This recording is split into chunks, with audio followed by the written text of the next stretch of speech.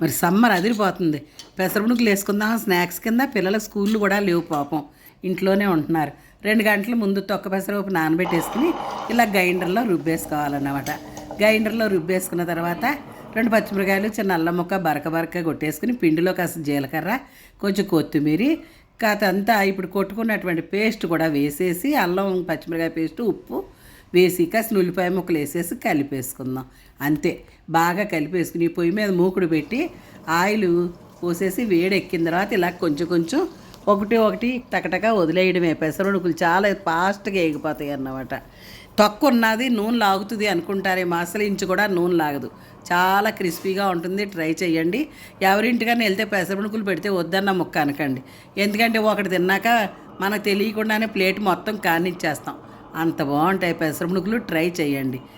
చాలా easy recipe. నచ్చితే like చేయండి, మీ ఫ్రెండ్స్కి షేర్ చేయండి.